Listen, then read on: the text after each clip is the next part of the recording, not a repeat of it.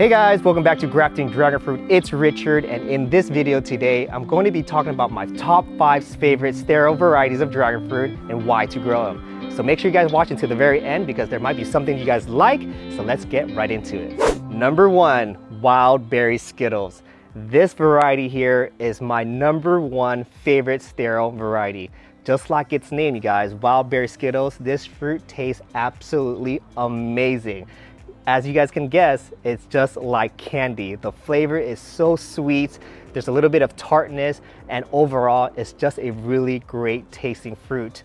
And the flower is absolutely beautiful as well. Once it blooms, it has a pink, purple, and white streaks of line in that flower, and it's just so nice to see during the nighttime when you are looking to pollinate your dragon fruit. But overall, this one just tastes spectacular and very delicious. Number 2, Asunta 5. Asunta 5 is my second favorite sterile variety because this dragon fruit is so hard to grow bad. Even if you guys try to, the fruit is still gonna turn out to be super amazing.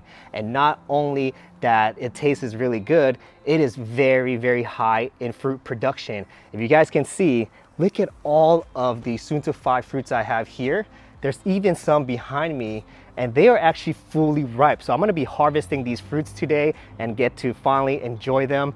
And another thing about Asunta 5 is the flower is super, super beautiful. Once it blooms, it almost looks like a Demogorgon from Stranger Things. As the flower opens, you guys get red, crimson, pink, and variegated colors within this flower, and it's just absolutely gorgeous. And the flavors on this thing is amazing. You're gonna get like berry and coconut flavors all in one, and as you guys get to the center, the flavor actually changes. So this fruit here, you can actually get more than one flavor in. So that's why I really like Asunta 5. Number 3 is going to be Asunta 3. Asunta 3 is one of those really cool looking fruits that stays as a green skin color, but when you cut open the flesh when it's fully ripe, it's a nice neon pink, fuchsia, bright flesh color. And the flavors on this is kind of like eating melons, mangoes, and even papaya flavors all in one. So it's very tropical. And again, you guys, the flower on this is super stunning. It's a nice, bright red flower that is just solid. It looks like someone dipped that flower in dye and took it out. It's super amazing. And the fruit on this grows pretty large. The only trick to this one is if you're not used to growing green skin varieties, it can be a little bit hard for you to harvest. But how I harvest this is once I see a hue or a blushing of pink and its majority is still gonna stay green, that's when it's optimal to pick. And if you were to count that in days, it's 45 days from bloom to harvest. So once you guys pollinate that dragon fruit, 45 days later, you guys can harvest the Asunta 3. So that's my third favorite. Number 4. Number 4 for me, you guys, is gonna be Purple Haze. Purple Haze is one of those fruits that just tastes like a big, giant, gushed grape. The flavor is outstanding. When picked at the right time, they can be super sweet and also very addicting. If you guys take one slice of this and try to stop yourself after that, it's going to be impossible. Purple Haze is also one of those varieties where it's really hard to mess up on. I've even let this variety grow more than 2 fruits per branch. And if you guys know me, I like to keep only about 1 or 2 fruits per branch. But with Purple Haze, I let them all grow. I'll have sometimes 4 or 5 fruits per branch, and I'll let nature do its thing. If they abort, that's fine, but I'm not gonna go out there and thin any of those buds because I know even with that many fruits on there, they're gonna taste super good still. The only downfall when you leave that many fruits on a branch is you're gonna get smaller fruits. But this year, because of our funky weather, it's been a lot more cool and a lot more rain has been happening. Not a lot of buds were being produced because it wasn't that warm, but because of that action, check out how big each and one of my Purple Haze fruits is, guys. This is my head, this is my hand, and just check out how big this Purple Haze is. So if you guys were to thin them out and leave 1 per branch or even 2 per branch, these are the type of size you guys will be getting. I think these are about 1.5 to close to 2 pound fruits. I even have a third one up here that is just hanging out here. Just look at how big it is.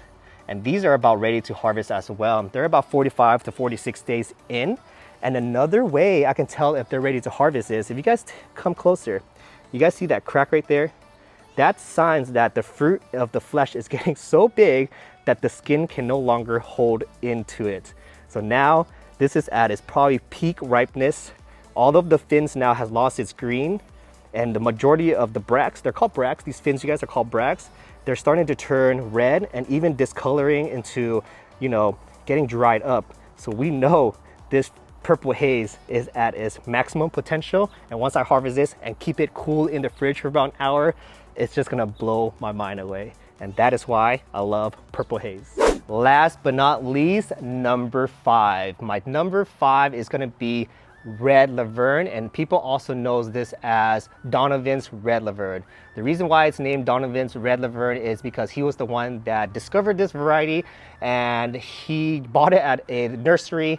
It was always just a Red Laverne. We distinguished it as Donovan's Red Laverne. So if you guys have Donovan's Red Laverne, or you guys don't have it yet, this is another great one to have into your collection. But why I like this self-stir variety and why it's my top 5 is because these fruits get super humongous, you guys. There are some fruits here next to me that are already unripe. They're about halfway through being ripe. And just look at the size of that. It's already as big as my hand.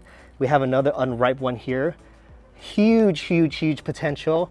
And I also have about 15 more flowers that's about to bloom in the next 3 to 5 days. So they are big fruits, and they are very fruitious. That means they are gonna just bloom a bunch of fruits once the time is right. And I also even have one here that's ready to pick. But I love the uniqueness of this because look at the fins, you guys. It just looks so cool because these fins are extra long. They kind of curl everywhere, and it reminds me of like a Dragon Ball from Dragon Ball Z. But not only that, the fruit looks cool or the fruit grows big, most importantly, the flavor is very, very nice. It's one of those dragon fruit flavors where it's very complex in flavor. You get a nice sharp sweetness at the start, and as you're chewing on the flesh, you get a little bit of tart and acid, like a grape that's almost super sweet but has that acid still. And once it starts to dissipate from your palate and your tongue and you swallow it, there's nothing left but very nice mellow sweetness, grape juice on your tongue. And as you guys can see, I can explain that so well because it's one of my favorite varieties that I really enjoy. And every time I eat it, those are the memories that I get from trying this variety. And I have so many fruits still. Even the back of my trellis has fruits and more flowers. And even the wall is not gonna stop it from producing fruits, you guys. It's doing fine there.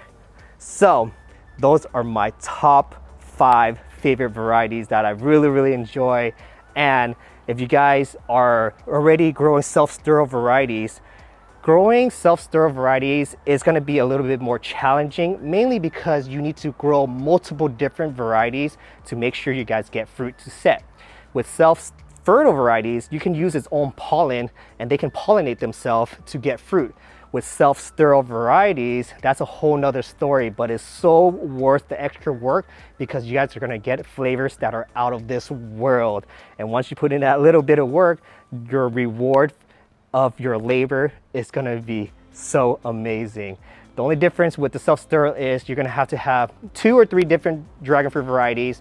You're gonna make sure to take its pollen, and we call it cross-pollinating. So you can't use, once the flower blooms, you can't use its own pollen to pollinate it. You're gonna have to take another variety, and then you're gonna take the pollen, like let's say Red Laverne and Asunta 3. You can take those 2 pollens and cross each other and they will set in fruits, but they will never be able to use their own pollen to fertilize their own fruit.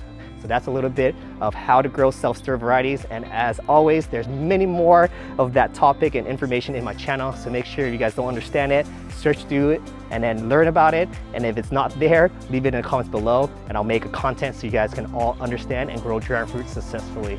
All right, guys. So I hope you guys like this top 5 sterile varieties. If you guys did, hit that like button. Again, if you guys don't have any comments or question or content I want to create, leave it in the comments below. And if you guys haven't already subscribed to the channel, hit that subscribe button So that way you guys won't miss a single thing, and I'll see you guys in the next episode of Grafting Dragon Fruit. Peace.